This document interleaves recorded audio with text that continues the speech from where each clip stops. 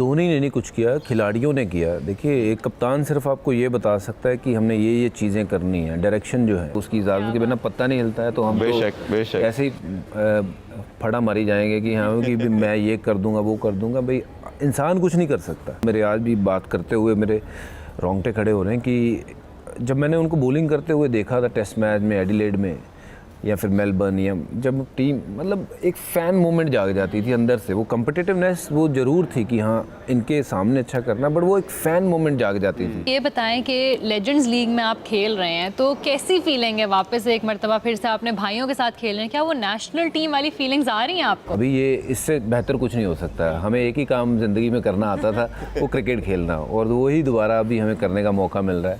So it's so nice to actually play the game which you love the most, and it's been amazing. पाजी, आपका जो career है माशाल्लाह, it was amazing career. आपने 18 साल approximately अपने कंट्री को सर्व किया, और ऑफ स्पिनर के अंदर जिस तरह हम आपके एरा के अंदर अगर बात करते हैं तो बड़ी ज़बरदस्त किस्म के स्पिनर थे। आप थे, सकलैन मुश्ताक आए, और फिर इसी तरह मुरलीधरन आए।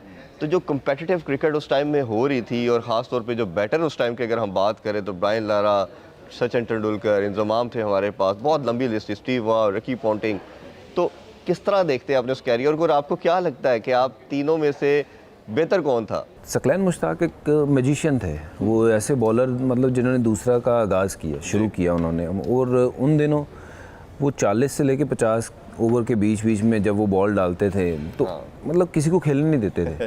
तो ऐसा मतलब होना, ऑफ स्पिनर के लिए होना बहुत मुश्किल था, पॉसिबल नहीं था। एंड उनके लिए बहुत रिस्पेक्ट है। मुरलीधरन के लिए बहुत रिस्पेक्ट है, अपनी टीम के लिए 800 विकेट लिए हैं। तो अनबिलीवेबल हैं ये मेरे लिए दोनों। देखिए, सीनियर खिलाड़ी हैं, मैं दोनों की कदर करता हूँ, रिस्पेक्ट करता हूँ, and I have learned a lot from them. और मेरा उनसे मुकाबला ना करिए, क्योंकि ये मेरे लिए, ये मेरे एक उन तरीके से मैं इनको देखता था कि इनको देख के मैंने कुछ गुर सीखने हैं। और जो मैंने दूसरा सीखा भी, जब मैंने शुरुआत में देखा, क्योंकि सैकी ने किया जब वो बॉल, तो मैंने उनको करते हुए देखा, तो मैंने कहा यार ये तो ऐसा बॉल है कि अगर आ जाए तो कमाल हो जाएगा। तो बस फिर वो प्रैक्टिस करते रहे, और मुझे मौका मिला एक बार उनको, हम 2099 या 98 की वो सीरीज़ थी, उसमें मुझे मौका मिला उनके साथ बैठ के थोड़ी बातचीत करी। I learned a lot, to be honest, from both these legends, and I'm happy that I could do a small bit of mine what I could do for my team. But yes, they have been a true legend of the game. You have done wonderful job जी, माशाल्लाह। अच्छा भज्जी पाजी, तुसी इतने बड़े cricketer हो। वो पंजाबी बोलते हो? ये कोशिश करती है। हाँ, तुसी इतने बड़े क्रिकेटर हो, ते इतना ज़्यादा आपने अरसा गुजारा क्रिकेट में। कौन सी एक ऐसी आपकी मेमोरी है जो अगर आज भी आप सोचते हैं बैठ के नहीं तुसी सोचती हो, आप सोचते हैं उसको बैठ के तो मुस्कुराहट आ जाती है शक्ल पे? कौन सी ऐसी मेमोरी है आपकी? क्रिकेट, जिस दिन मैंने हैट्रिक ली थी वो मेरे लिए ज़िंदगी की सबसे बड़ी खुशी थी उन दिनों में। और उसके बाद देखिए, मैं 2 वर्ल्ड कप विनर हूँ, 2007 में वर्ल्ड कप जीते।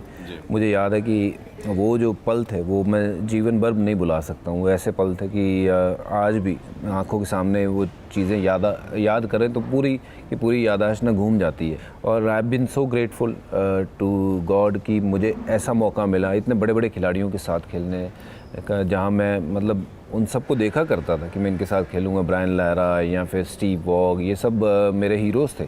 इनके साथ शेन वॉन, इन सब के साथ मुझे खेलने का मौका मिला। So I played in that era where I got to play with all the legends, and I am so grateful for that कि जो मैं करना चाहता था भगवान ने मुझे उस चीज़ में जो है वो हर चीज़ से, जो सक्सेस से नवाजा, इज्जत से नवाजा, हर तरीके से। अच्छा पाजी, शेन वॉन की भी आपने बात की, शेन वॉन की बात की जाए, एंड्रयू सिमंड्स की बात की जाए, अब आप आज लेजेंड्स लीग में खेल रहे हैं और ये बहुत बड़े लेजेंड्स थे, लेकिन अब आज वो हमारे साथ इस दुनिया में नहीं है।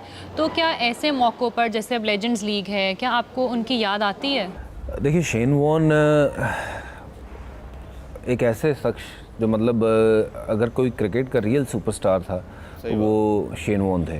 मतलब जो उनका ऑरा अनबिलीवेबल। मैं मतलब मेरे आज भी बात करते हुए मेरे रोंगटे खड़े हो रहे हैं कि जब मैंने उनको बॉलिंग करते हुए देखा था टेस्ट मैच में, एडिलेड में, या फिर मेलबर्न, या जब टीम मतलब एक फ़ैन मोमेंट जाग जाती थी अंदर से। वो कम्पिटिटिवनेस वो ज़रूर थी कि हाँ इनके सामने अच्छा करना, बट वो एक फ़ैन मोमेंट जाग जाती थी। और तभी होता है जब वो बंदा सामने इतना बड़ा स्टार लेग हो। स्पिन बड़ा मुश्किल ओ बॉल हो करना। यार, वो तो मैजिशियन आदमी था, कमाल। मतलब उनका तो मैं ऑब्वियसली जितनी हम उनके बारे में बात करें, तारीफ़ करें, मतलब हमारे पास शब्द कम पड़ जाएंगे उनकी तारीफ़ के, इतने बड़े खिलाड़ी अच्छा, थे। आपने एक ऑस्ट्रेलिया में एंड्रू साइमंड की आपने बात करी, बहुत जल्दी चले गए दोनों, ये बड़े खिलाड़ी थे। ऑफ कोर्स ये अगर होते तो कहीं ना कहीं किसी तरीके से हमारे बीच मौजूद होते। अच्छा, आपका एक स्पेल अगर हम जैसे वर्ल्ड कप की तो ओबियसली सबसे इससे बड़ी कोई मेमोरी हो नहीं सकती। आपके आते साथ ही जो ऑस्ट्रेलिया की सीरीज़ थी और जो फॉलो ऑन होने के बाद आपने आउट स्पेल किया, अगर उसके वाले से भी कुछ शेयर करना चाहे मेमोरीज। हाँ, वो 88 देखिए का वर्ल्ड कप होता। वो सीरीज़ ऐसी थी जिसमें ऑब्वियसली मुझे हरभजन सिंह उस सीरीज़ ने बनाया, क्योंकि उससे पहले मुझे कोई ज़्यादा जानते नहीं थे लोग। मैं वो हुआ क्योंकि उसने मुझे इज़्ज़त देनी थी, लेकिन मेहनत तो देखिए सारे कर रहे थे, मेहनत सबने करी, बट उसने इज़्ज़त मुझे दी, क्योंकि मुझे तब उन्होंने ये बनाना था कि भाई इस बंदे का अब कोई जो है वो वजूद बनाना है। तो वो वजूद मेरा जो है ऊपर वाले ने बनाया। मैं तो देखिए एक उसके बिना तो जो है उसकी इजाज़त के बिना पत्ता नहीं हिलता है, तो हम बेशक। तो ऐसे ही फड़ा मारी जाएंगे कि हाँ कि भी मैं ये कर दूंगा वो कर दूंगा। भाई इंसान कुछ नहीं कर सकता। अच्छा, एक इसी के साथ दूसरा क्वेश्चन ये है, पाकिस्तान ने हमेशा ना इंडिया को टफ टाइम दिया था, और लास्ट 3-4 डेकेड अगर हम 70s की बात करें, 80s 90s में, 2006-7 के बाद जो वर्ल्ड कप की भी हम स्टार्ट करते हैं, जब धोनी आए तो एक डिफरेंट टीम का माइंडसेट हमने देखा। उसके बाद एक डेकेड कम अज़ कम चैंपियन ट्रॉफी तक तो 2017 तक हमने इंडिया ने हमें हिलने नहीं दिया। जिस तरह हम उनको मोस्टली 80%, 70-80% हराते थे, फिर उन्होंने हमें खड़ा नहीं होने दिया।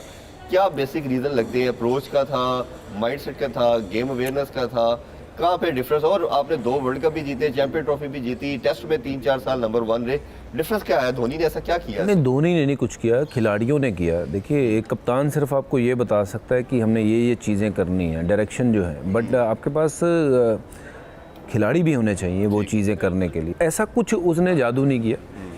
ही just kept things very simple. उसने सबको बोला कि यार आपको बताने की ज़रूरत नहीं, आप करिए जो करना चाहते हैं, और वो किया।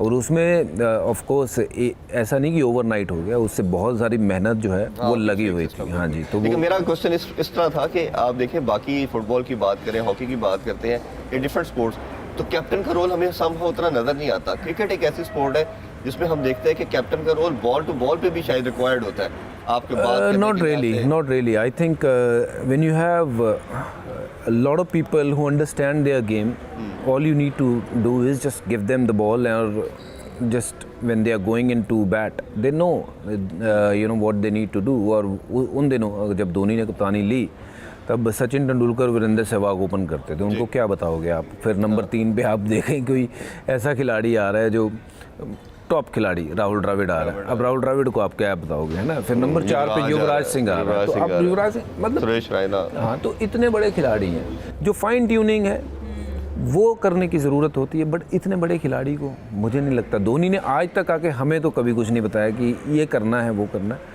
Kept things very simple. Game awareness से बहुत अच्छी बात करता है। भज्जी पाजी, अभी आपने बात की कि इंडिया और पाकिस्तान के लड़के थोड़े लड़ते रहते हैं,